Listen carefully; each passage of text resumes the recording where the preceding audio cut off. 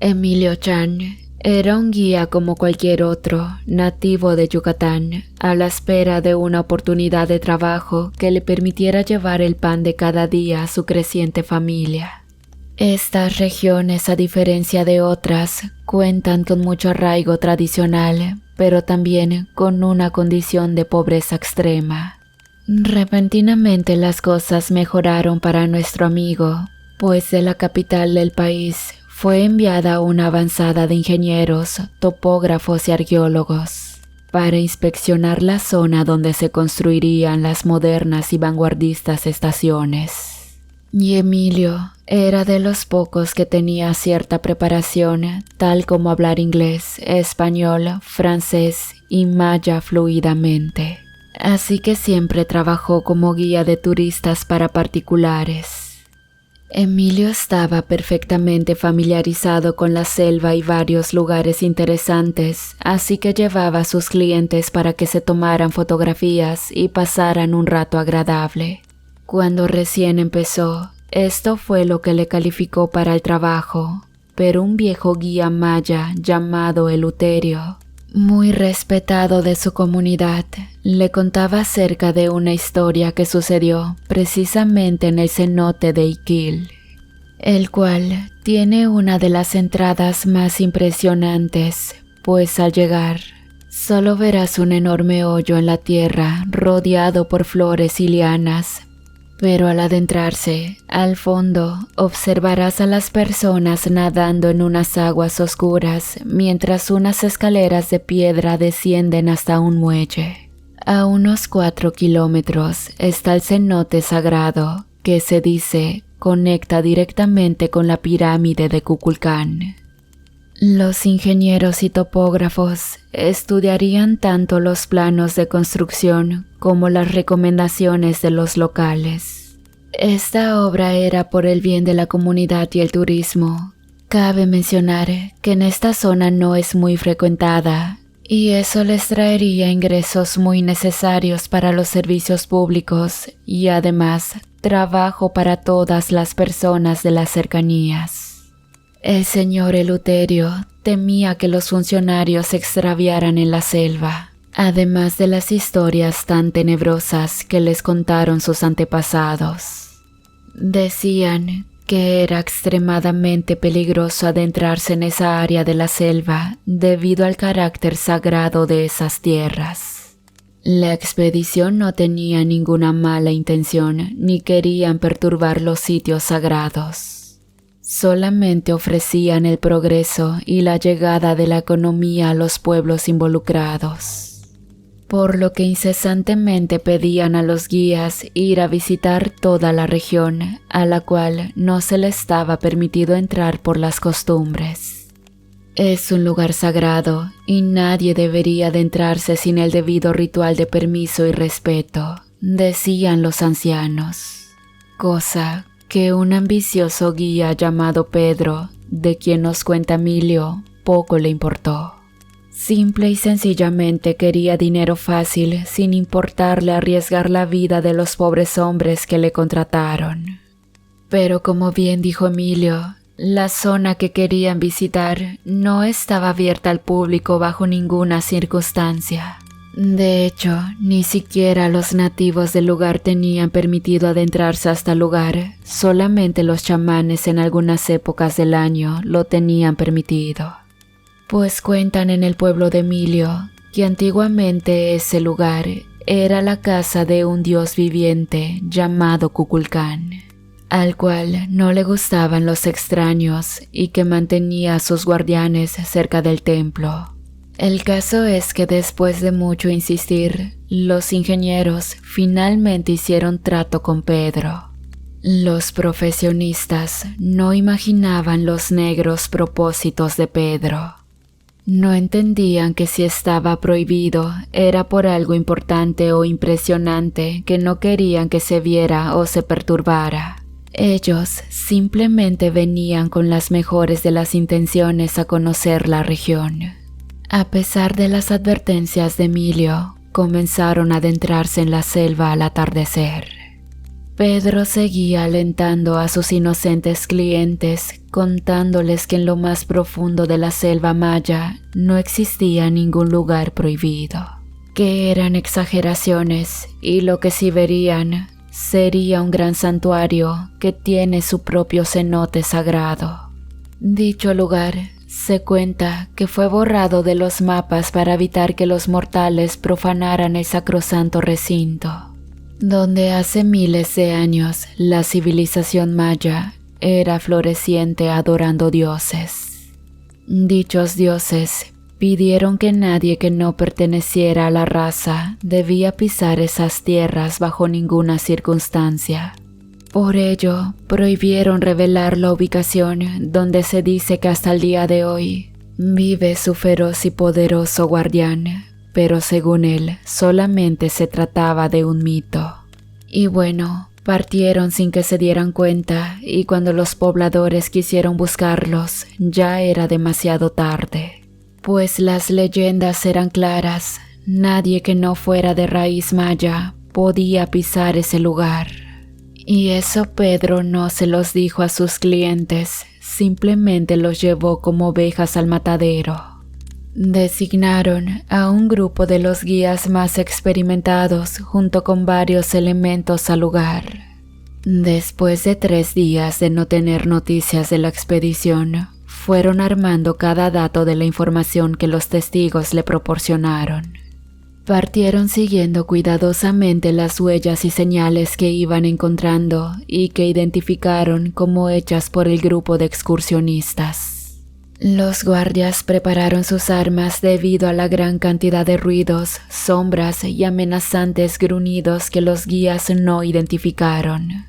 No era difícil para los nativos rastrear a los campistas debido a que fueron encontrando vestigios de chicles, crema para mosquitos, entre otras cosas. Y en este caso resultó beneficioso para poder dar con su rastro. Salieron hacia el oriente, por la zona más espesa de la selva, adentrándose hasta donde empiezan las ruinas. Lo supieron por las huellas en el barro, eran visibles y claramente eran de botas nuevas. Estas claramente iban en dirección a la zona prohibida.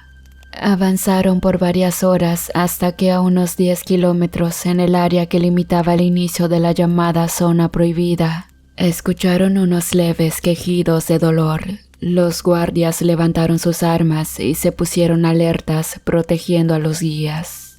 Alguien que tosía y se presumía respiraba con mucha dificultad estaba cerca. Al dirigirse hacia donde provenían los ruidos, encontraron a uno de los chicos que habían salido esa misma tarde con la expedición que guiaba a Pedro. El muchacho estaba gravemente herido, al parecer estaba parcialmente cegado. Tenía varias costillas rotas, una pierna fracturada y le faltaba un brazo casi hasta el hombro. Además de estar severamente deshidratado y famélico, por no decir exhausto, debido a que se arrastró varias hectáreas de camino. Para extrañeza y sorpresa de todos, ningún depredador se acercó a él. Los indígenas apresuraron a limpiar sus heridas y los guardias improvisaron una camilla. Lo ataron y como pudieron lo devolvieron a la aldea.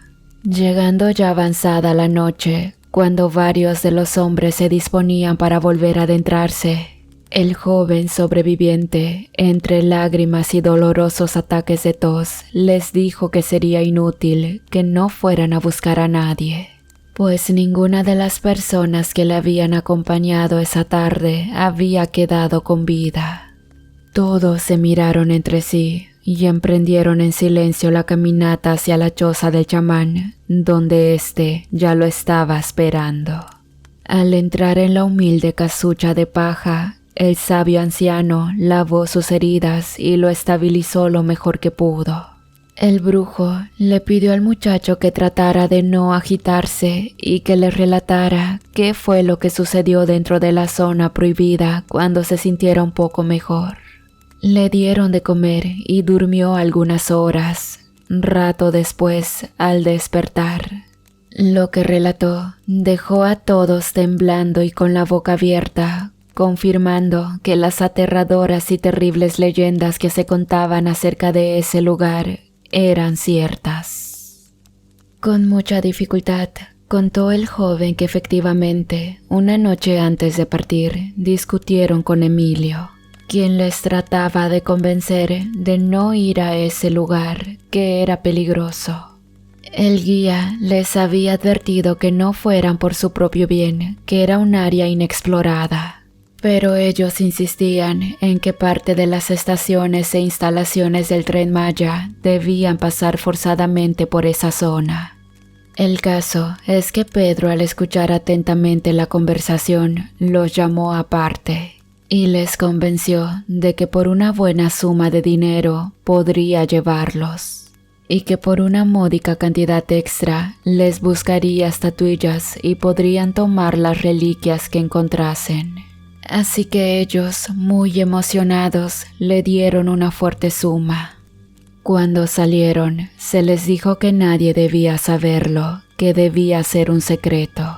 El caso es que desde el comienzo el ambiente se sentía denso, pero de inmediato comenzaron a encontrar vestigios arqueológicos muy valiosos, los cuales representaban deidades con cabezas de animal, especialmente de lagartos o cocodrilos. Todo cuanto iban encontrando lo iban metiendo en sus bolsas para ser clasificado después.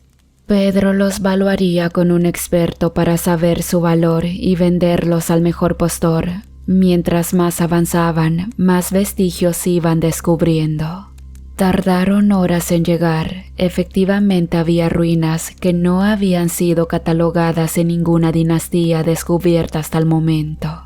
Eso les emocionó mucho, pues les traería la fama y la fortuna que habían ido a buscar precisamente en ese lugar. Pasaba las 6 de la tarde, cuando ya estaban cansados y hambrientos, así que se dispusieron a acampar, comer algo y descansar. Encendieron una fogata para calentar su comida, y para su buena fortuna, detrás de unos riscos, encontraron el más maravilloso ojo de agua que jamás hubieran visto, con aguas cristalinas y tibias. Habían decidido instalar su campamento allí, así que dispusieron sus tiendas y terminaron de adecuar tiendas de campaña y demás. Pasaron 2 noches allí y al terminar de comer el tercer día, comenzaron a tomar las fotografías. Llamaron a sus superiores para informarles que el terreno era adecuado para proceder el tendido de vías. Incluso ya estaban planificando cómo sería la estación. No sé, quizás si hubieran hecho caso a Emilio, nada de eso les habría pasado. Los funcionarios no sospechaban nada malo, todo iba perfectamente bien. Al mirar alrededor, notaron que incluso la naturaleza era diferente. Había flores coloridas muy fragantes que no conocían, aves de majestuosos plumajes, cantares hipnóticos y belleza sin par. Insectos que parecían metálicos, de caparazones multicolores y muy vistosos como si fueran joyas. Pareciera que se hubieran adentrado a un mundo perdido. Incluso encontraron deliciosas frutas que tampoco lograron reconocer, pero tenían un sabor incomparable. Estaban felices. Finalmente pensaron que sus sueños de grandeza se harían realidad. Jamás pensaron que algo podría salir mal. Todo pintaba maravillosamente bien para su futuro. Pero a las 3 de la tarde de ese último día, comenzó a hacer un calor insoportable. De hecho, el calor era tal que decidieron nadar. Pasaron horas de diversión mientras comenzaba a anochecer y se refrescaba un poco el ambiente. Cuenta el joven que cuando se adentraron más al agua, fue cuando las cosas comenzaron a salir mal. Estaban jugando cuando por lo divertido del momento no se percataron de algo más. Algo enorme había saltado al agua y ahora les acechaba, y primero uno de los topógrafos que iban con ellos se sumergió. Estuvieron esperando que saliera, pero pasaron los segundos, luego los minutos, y el joven no salía. Decidieron adentrarse a lo profundo para sacarlo, pues quizás habría atorado en alguna roca o en la vegetación que nace en el fondo. Después de buscarlo, no pudieron encontrarlo. Luego se dieron cuenta de que alguien más faltaba. Pedro tampoco aparecía y no pudo haberse ido, pues su morral con el dinero estaba allí. Comenzaron a ponerse nerviosos. Debían salir de allí a toda costa, pues algo muy malo estaba pasando. Tomaron sus ropas como pudieron y en lo que comenzaba a vestirse, algo saltó llevándose a uno de los ingenieros al fondo del cenote. Mientras saltaba del agua, tomando con sus fauces por la cabeza a otro de los chicos, arrancándosela sin gran esfuerzo. Ahora sí pudieron ver la sangre que se mezclaba con la cristalina claridad del agua. Comenzaron a correr a la salida cuando esa cosa les tapó el paso. Mientras tosía profusamente debido a la gravedad de sus heridas, trataba de tomar aire para continuar su historia. No pudimos verlo bien de inicio. Era enorme, recio, como un cocodrilo, pero andaba en dos patas. Tenía una enorme cola gruesa como un tronco, la cual movía como una especie de látigo y con la que aplastó a otro de los chicos con suma facilidad. Mientras los otros tres trataban de hacerle frente, el joven sobreviviente intentó empalarlo con una de las jabalinas con las que aseguraban las tiendas. Como pudo se abalanzó contra la bestia, pero esa cosa a gran velocidad lo tomó por el brazo con su enorme hocico, y arrancándoselo de un solo tajo, se lo tragó con todo y la improvisada lanza. No pudo más y a pesar del inmenso dolor, se alejó como pudo. Se arrastró a la salida de la zona prohibida, mientras esa cosa hacía pedazos y devoraba a sus amigos uno por uno. Por alguna extraña razón, aquel monstruoso animal no lo siguió, se quedó atrás. O simplemente lo dejó irse para advertir al mundo que no entrara nuevamente en ese lugar. Se quedó quieto por un momento, pero reanudó su dificultosa huida cuando escuchó un aterrador rugido detrás de él y luego una palabra muy conocida. El caso es que todos perdieron la vida. Riendo a carcajadas debido al shock, el sobreviviente simplemente agradecía estar vivo, pero lamentablemente no sería por mucho tiempo. Debido a que perdió mucha sangre y las malas condiciones en las que se encontraba, el joven no resistió y murió. Con las debidas reservas de usos y costumbres indígenas, la Guardia Nacional fue guiada a la zona para realizar la recuperación de los restos de los funcionarios. Poco o casi nada fue lo que se pudieron encontrar. Restos humanos casi no había, solamente un dedo aquí, un pie allá, algunas prendas, nada más. Los aparatos electrónicos estaban aplastados, las computadoras, celulares, cámaras estaban destruidas e imposibles de recuperar. Lamentablemente, las supuestas evidencias acerca de la existencia de ese mítico lugar y más aún de las bestias que custodiaban ese recinto sagrado se perdieron para siempre, si es que alguna vez existieron. Rasgaron las tiendas dejándolas hechas tiros, como si algo tremendamente grande y pesado hubiera destruido todo aquello a propósito. No había mochilas a la vista. Curiosamente, algunas llevaban las supuestas estatuillas o figurines que Pedro iba recolectando en el camino. No se encontró ni una sola reliquia de las que mencionara el fallecido. Tampoco había rastros de las señas que habían puesto para guiarles de vuelta al camino. La brecha que supuestamente había hecho Pedro para hacerse paso entre la hierba no se encontraba donde se supone que la hicieron. Había una manipulación de la escena del crimen, quizás un encubrimiento por parte de los indígenas a modo de que no se perdieran más vidas. Llegaron varias autoridades para reclamar las cosas que hubieran encontrado. Cuando vieron lo poco que había quedado, simplemente no lo podían creer, exigían ir a investigar la zona. Pero evidentemente se ampararon con la ley de usos y costumbres. Los medios nacionales e internacionales solamente comentaron que debido a la imprudencia del guía, varios turistas se metieron a nadar en un lago donde era territorio de cocodrilos. Posteriormente, no hubo averiguaciones ni visitas de ninguna clase. A petición de los pobladores y autoridades locales, se colocaron letreros de advertencias. Mientras las conferencias e informes presidenciales siguen dando los avances del Tren Maya muy lejos de la zona del accidente.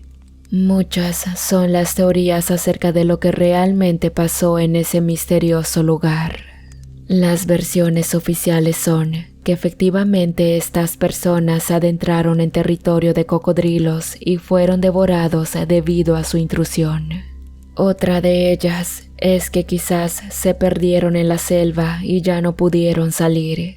Pero por otro lado, los indígenas también tienen sus propias versiones. Algunos dicen que Pedro los hirió para quedarse con todas sus cosas de valor. Pero no cuadra, pues efectivamente encontraron parte del dinero, por lo que esa teoría no tiene fundamentos. Otros dicen que efectivamente los muchachos molestaron a los dioses sin querer al profanar suelo sagrado y por ello fueron castigados. Y lo que contó el joven, que por poco tiempo sobrevivió, hablando de un ser bípedo, reptiloide, carnívoro y muy peligroso, hace pensar que pudo tratarse de un nahual guardián al servicio del dios Kukulcán. Existen lugares que aún no han sido explorados, lugares de leyenda que siguen descubriendo conforme el progreso avanza, lugares que se han ganado la fama de misteriosos o malditos, pero especialmente son los terrenos prohibidos los que ocultan aún más misterios. Y bueno, aunque las cosas no cuadran del todo, no cabe la menor duda de que la historia es verdaderamente aterradora.